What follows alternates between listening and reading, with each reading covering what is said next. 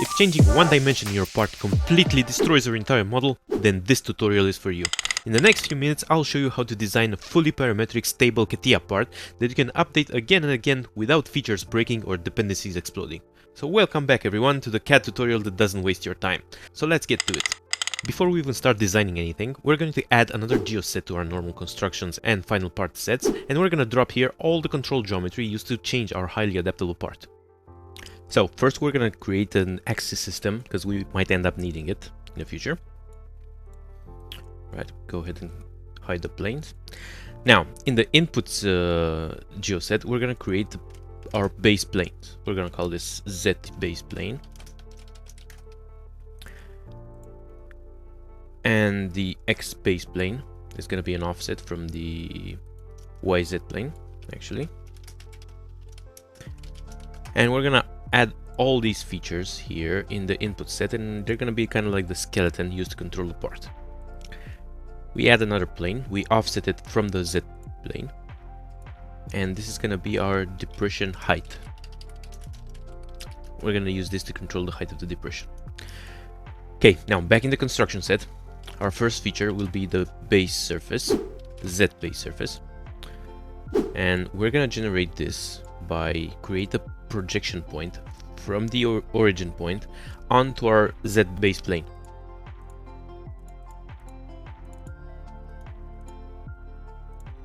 Then we're going to take a line, let's see, point direction, and the direction is X, and we're going to make it very, very long, just so it kind of like exceeds our any kind of expectation that we would have. Let's say 700. That seems about right. And we're gonna extrude this in Y direction. Again, we're gonna make this as wide as possible. And after this, we're gonna add a join to this and rename the join base surface. This is so we know what to use every time. Every time we're going to reference this surface, we're only going to use this one, the join. The next feature is going to be our surface X. So here we're going to project the point onto the X base plane, like we did before. And we're going to create another line, this time in Z direction. And we're going to extrude this as well. Good, so now we have our two surfaces. And we're going to do the same. For every feature, we're going to create a join that we're going to use later on in the process. We're going to call this base surface X. Now, one issue here. We kind of want an angle on this. It's not going to be 90 degrees every time. So actually what we want to do is create another line. This time angle normal to curve. Select this curve as the reference, and the XZ plane as the support. Let's say -6 degrees should be good. And we're actually going to extrude this line.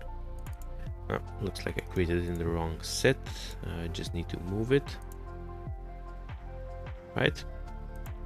Yeah, and the extrude, we're going to change it to this line. Hit update, and now the join also updates to this as well. Next feature is going to be the depression. Here we already created our depression plane that's going to control the height. We do the same, we project the origin point onto this plane. And actually we're going to translate our original base surface and do a point-to-point translate.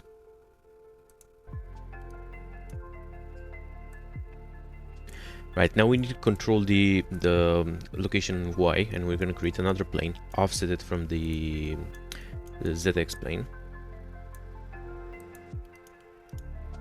And we're going to intersect it to this depression surface.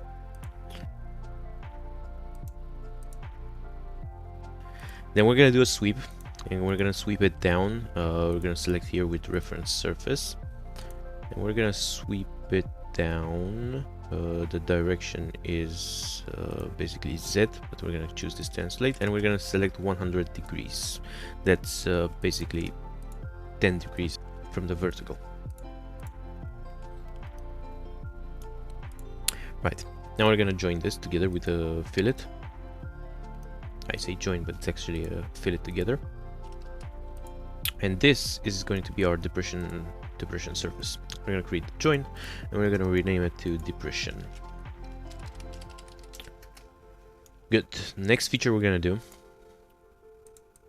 it's going to be the Birdbeak. So in this set we need to firstly generate this line.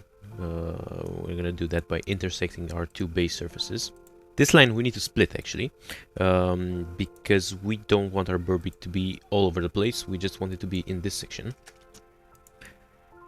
And after we split it, we're going to create 2 points. These 2 points will limit further the location of our Birdbeak. Okay, now that we have our line, we create another point, and this is actually going to control the location of the Birdbeak.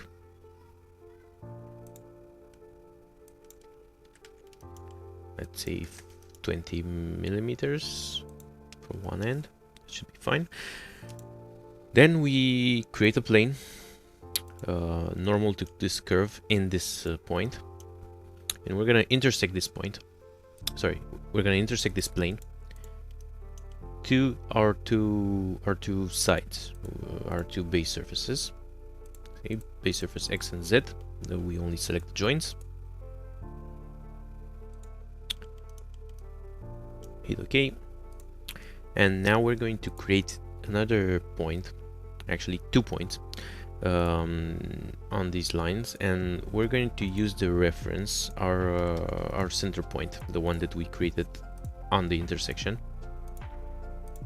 And we're going to control these points in relation to that central point. Now we're going to create a line through them.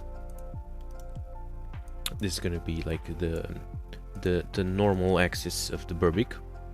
And then we need to create a point normal to this curve, and we're going to select our central point as the reference. And then we can just create a sketch on this point. Right, really easy. Now we just create our shape of the Birdbeak. We can start by making a circle with 2 angle lines like this. We just need to make sure we constrain everything to our point.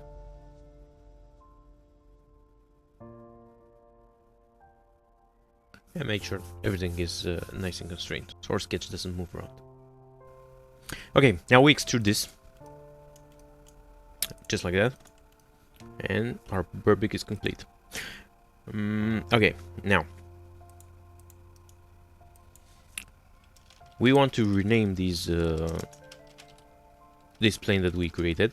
This I forgot to do in the previous step. This we're gonna name it depression position, and this point that we're gonna use to control the Birdbeak, we're gonna move this in the inputs as well, because this is something that we want to change in the future. So we're gonna call this Birdbeak position.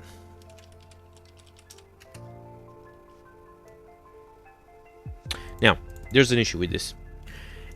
Remember I said we're gonna constrain this on the line? Well, it turns out it's not really that easy to do. So if you put a negative value here, the point just jumps off the line. And if you put a high enough value, it'll jump off in the other direction. What we can do is select the range. For this one, we want to make sure it doesn't go less than 0. And for the positive range, however, it's slightly more difficult to do. And it is going to involve some scripts, and we're not going to really cover that in this video. Right, one thing I neglected to do here is this line. I've split it with the wrong point. I actually used I didn't use the point that I created. I used the previous projection point. So I just need to quickly change that. Right, this Birdbeak here needs to move somewhere like centrally. You can see if I move it too much, it'll give an error and my part will break. That's probably not something we're gonna fix in this video. So let's give it a value like 25. Good. Okay, we create another join. Call this one Birdbeak. and move on. Now, we go to the final part and start assembling these surfaces together. We fillet first the depression to our base surface Z, and we create basically our new base surface. And we're gonna fillet this to the other surface, the Z surface, or X rather. We give it a slightly higher fillet. That looks nice, and now we just need to fillet the Birdbeak.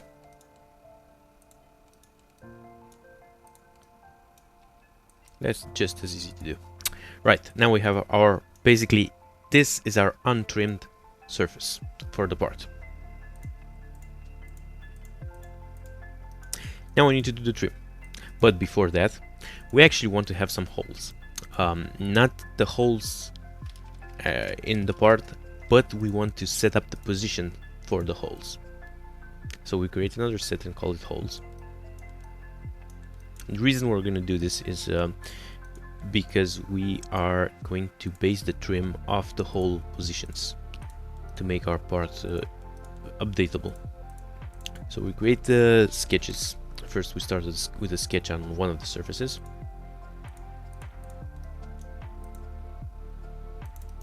Let's call this hole 1. This sketch is going to be just a point. Actually, I accidentally used the extrude instead of our join. We said we're going to only use the join, so we're going to right click the sketch and replace the supports to the base surface. Okay, now we do the other hole on the other plane. Again, it's just a position, so just add a point and constrain it to the absolute axis system.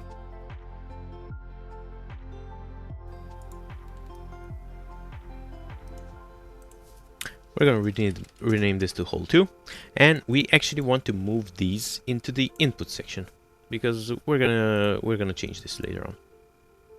Okay, so our depression, we want to base this off the hole location. So we're gonna do a parallel point through our hole location like this, and our depression plane, the one that controls the Y position of the depression, we're actually gonna offset it from this newly created plane and not the one located in 0, 0. No, the other way around. Yeah, that's fine. So now wherever we move the hole, this depression moves with it.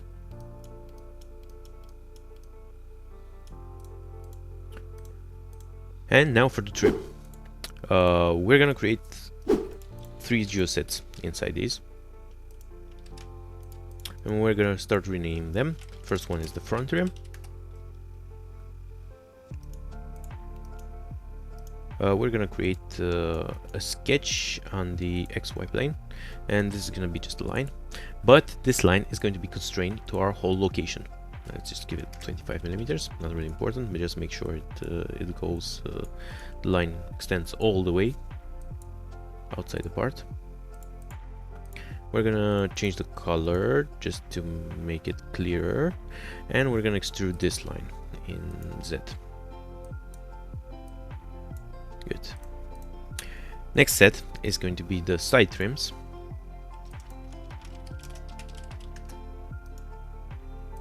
The exact same thing here. We're just going to do a sketch on the XY plane, or depression height, actually, doesn't really matter. And here again, we're gonna base this side on the hole. We don't want the part to extend more than we need to, so actually we're considering that the hole is the driver for the part width in this direction.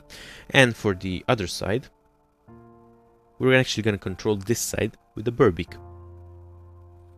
So we just constrain this line to the Birdbeak position point. Let's just call it 50 millimeters. Right, we extrude this line as well. And we're off to the last one. It's the top trim.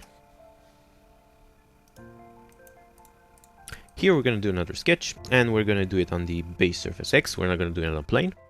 And again, align and constrain it to the hole position, just as before. The reason we do it on the surface and not the plane is because if you do it on the plane, it's gonna be a little bit harder to control the trim radius. You can still control it, but you're not gonna be able to input an exact value. Right, we create another set here, and in this set we're gonna assemble all the trim. We're gonna fillet it together. 6 millimeters, no, 9. That seems too low actually. Maybe 18, yeah, that's fine. And we're just gonna fillet these trim one by one together. Well, 2 by 2. Until we only end up with one surface that we can use to cut our part later. Okay, that looks pretty good. We go into the final part and we trim our part with the trim surface. Now we go into our holes geoset and create 2 lines. We're gonna do them normal to surface, and our surface is gonna be this split.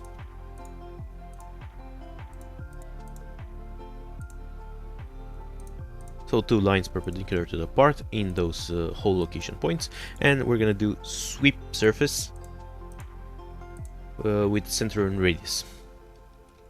And this is just gonna create 2 cylinders that we're gonna use to cut the holes in the part. Back into the final part now, and we're gonna split this surface with the 2 cylinders, and then we end up with the holes. And this looks pretty great. Now, the reason why we did this is to be able to change it really fast. So let's try to move this. We move the position of the Birdbeak moves along. We move the depression height, it updates automatically. Let's say we move this this plane, the part gets longer. Let's try again with this depression. We move it. See, the part extends. Now we can go ahead and switch over to the part body and give it some thickness. And now your part should be ready to update with the snap of your fingers. And those are the basic principles of creating a highly parameterized part. In practice, however, it can get a little tricky, because having too many dependencies can make a small change to cascade onto other features and cause unwanted changes in your part. So, thanks for watching, and see you again next time.